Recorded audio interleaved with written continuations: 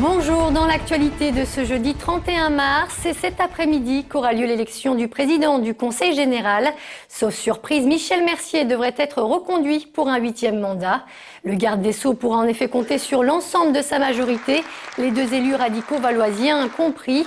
Bernard Fialaire l'a confirmé hier. La tentative de Gérard Collomb pour faire chuter le président sortant semble donc bien avoir échoué. Le début de l'installation du nouveau conseil est prévu à 15 h, une élection que vous pourrez suivre en direct sur notre antenne. Un agriculteur d'Échalas, près de Givors, comparaissait ce matin devant la justice pour avoir refusé de vacciner ses animaux contre la fièvre catarrhale. Une vaccination rendue obligatoire par l'État entre 2008 et 2010. Condamné en première instance à 320 € d'amende, il conteste aujourd'hui cette décision. Pour la Confédération paysanne venue le soutenir ce matin, ce vaccin serait néfaste pour la santé des bêtes. Moi, je travaille en biologie, j'essaye de faire en sorte de travailler sur l'immunité naturelle des animaux. J'ai conscience de la santé de mon troupeau et je ne souhaitais pas faire une vaccination qui affaiblit pendant un certain temps les défenses immunitaires puisque la bête se défend contre le vaccin.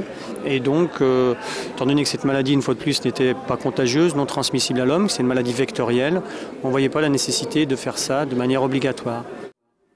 Le jugement est attendu au 12 mai prochain.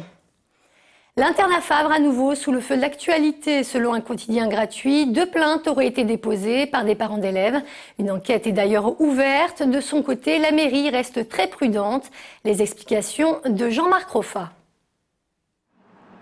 C'est le quotidien 20 minutes qui évoque dans ses colonnes des plaintes déposées pour violences et attouchements sur mineurs au sein de l'internat Favre à la Croix-Rousse.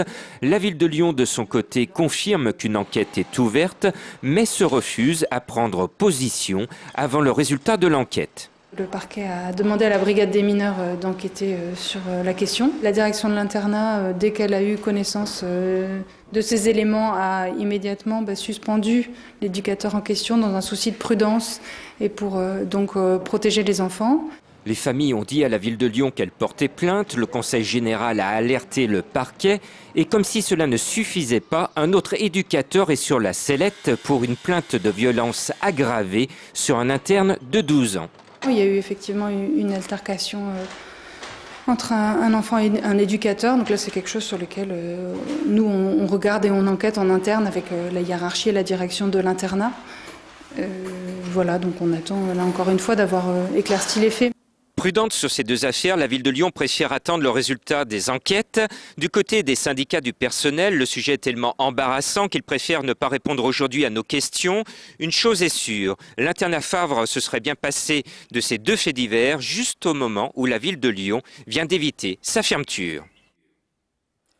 Près de 3 mois après la fermeture officielle de la friche RVI, que deviennent les artistes? Alors qu'ils étaient près de 400 sur l'ancien site, ils ne sont désormais plus qu'une centaine installés rue Lamartine. Les autres dispersés un peu partout dans l'agglomération.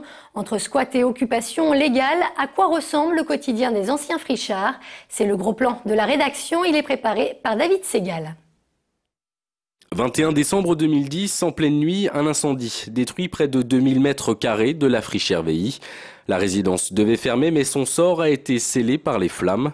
Aujourd'hui, 130 artistes ont pu être relogés dans une usine non loin de l'ancienne friche. 3500 mètres carrés de surface contre 35 000 pour RVI. Plus petit donc, il a fallu faire des concessions. On est au mètre carré, près.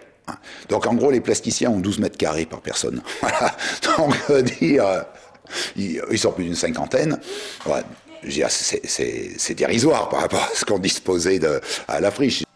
Mais pour entrer à Lamartine, il fallait pouvoir présenter un projet artistique abouti.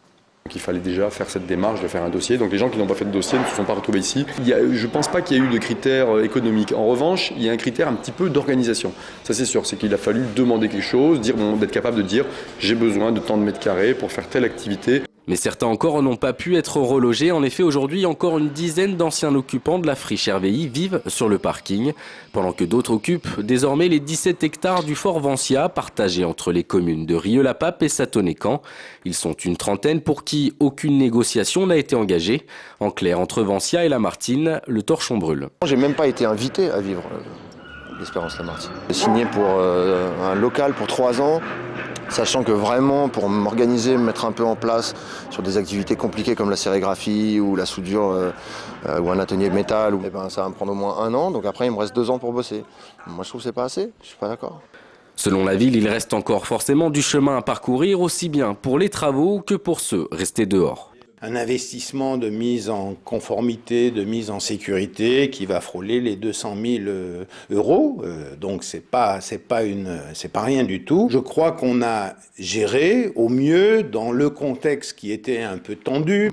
Au Fort Vancia, une procédure d'expulsion a été engagée. Une décision devrait être rendue le 4 avril prochain. À la Martine, l'accord avec la ville lui prend fin en 2014. Les artistes devront donc alors trouver une autre solution. C'est la fin de ce journal. Avant de se quitter, je vous rappelle que ce soir, vous pourrez retrouver à 18h05 et 20h45 l'émission Dehors. Sylvie Roland reçoit cette semaine Akram Kachi, spécialiste du monde arabe et plus particulièrement de la Libye. Quant à moi, j'aurai le plaisir de vous retrouver à 17h pour le 3 minutes chrono. Excellent après-midi sur TLM.